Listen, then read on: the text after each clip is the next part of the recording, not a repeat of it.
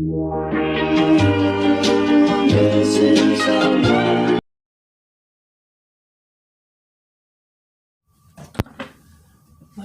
I was literally supposed to go to the post office today, and I'm not gonna go because my mom decided she's gonna go grocery shopping for the entire day.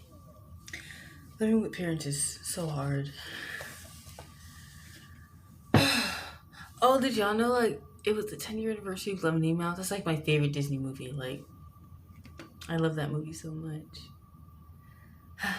Such a good movie. Anyways, hey guys, welcome back to my YouTube channel. My name is Bria, and I post weekly videos every Sunday giving you tips and stuff, and maybe a little bit about my lifestyle too. So today's video is a requested video, and it's going to be about finances for your business and how you should manage them and tips like that. So I'm going to give you a little bit of background. I started my business over a year ago, and I've been doing okay. This week I had 4 orders, and 2 of them are going to Spain. So I think that's definitely a big goal, is to have sales in different countries. So first thing you need to know is that you should have a starting amount of money, or a lump sum, or just something that you start to use if you need something, or supplies, stuff like that. So I have a savings account, but I don't technically use it because I'm not allowed to get the money out until like 18 or 21. I don't really know. But I have like a savings account, and then I have like my spending account. And my spending account is the money that I use. And I also have like cash in my wallet, so I use that as well. When I first started my business, I had my leftover birthday money essentially, and so I basically used that money, which is like $50, and bought the supplies I needed, and then I started making my jewelry. So the second thing I want to talk about is investing, and what your estimated amount of investment should be. I didn't do this step, and I didn't really invest because I saw it as more of a hobby than as a business. But once I started and I realized I wanted to pursue this into a business career, then I started to invest my time and my money. So I essentially just started saving money, and like when I got money, I'd save it so I had something to spend when I need more supplies or need to ship something and stuff like that. So you just have to manage what you're saving and like estimate the amount so you don't go over or under your budget, and you stay in like this the amount of money that you need to stay in to sustain yourself. The third thing I want to talk about is your spending in your budget, which I kind of already went over, but I'll go over it again. You want to have a certain amount of money you spend that you don't want to go over or under. And your budget really defines that.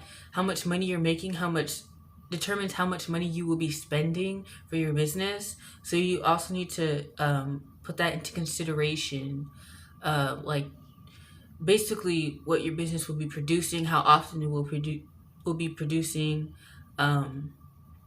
Because if you have no budget, you can't spend anything on your business, and that's going to slow your business down because you're not going to be coming out with new products or reaching out to new people or developing things. So you need to start having a budget. You need to start getting sales right away, as soon as possible. When I started selling, I got a few sales like within the first few months I started selling, so I had something to keep me going. But I already had money that I saved up over the years, so I could do this. And I didn't think about this years ahead. I just I had this money, and I had nothing to do with it. I didn't want to spend it on anything that I wanted.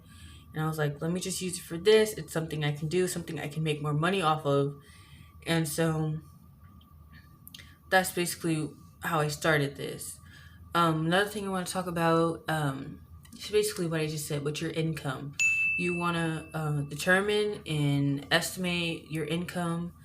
For me, that was a really hard thing because I was making, I had a spike in sales in like April of last year or May of last year, and then I went months without getting a sale. And you don't want that, because then if you get that spike and you have, let's say you make $30 from that spike, that $30 has to sustain you until like September when you make your next sale.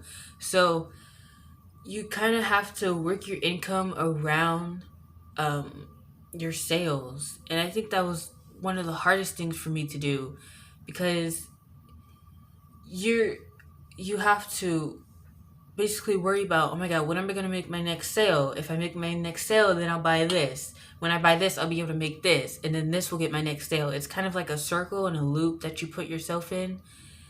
um Another thing I want to talk about is your type of business and materials or any other outflow that you have. So I don't know what kind of business you're looking forward to having, but this video basically specifies for jewelry business. So jewelry supplies usually cost around $10 to $30 or whatever. I don't know, but wire usually costs around $9 for me where I live, and the tools usually cost $15 a piece, maybe. And so basically that's $50 if you buy like. Let's go back to what I was saying before my mom called me and interrupted my video. So basically what I was talking about is your supplies are going to cost a certain amount of money, so you have to put that into your budget and realize how often you're going to be using supplies, how often will you be needing new supplies. For me, my wire usually lasts a couple of months depending on how many products, how many orders I have. So I always keep in mind that, oh, I'm running low on this, I need to save money for this, and if I make a sale, it probably goes directly for that.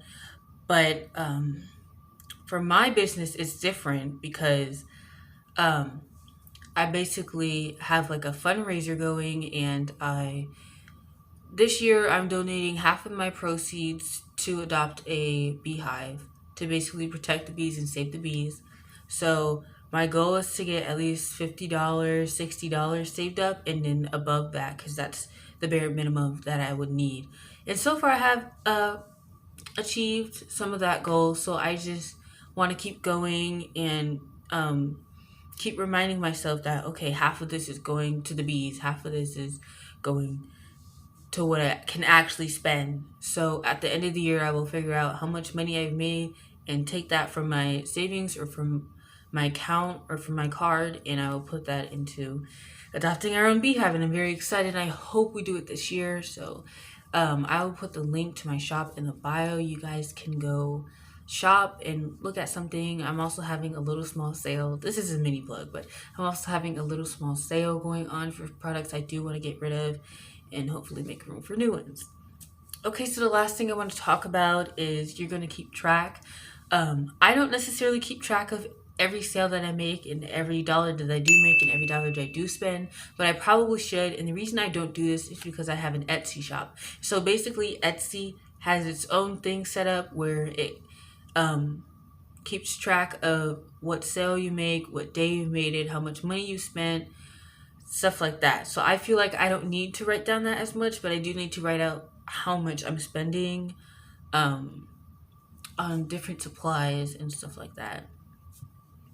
So I basically gave you all the tips that you need to know, and this is going to be very useful, and I wish someone told me this advice.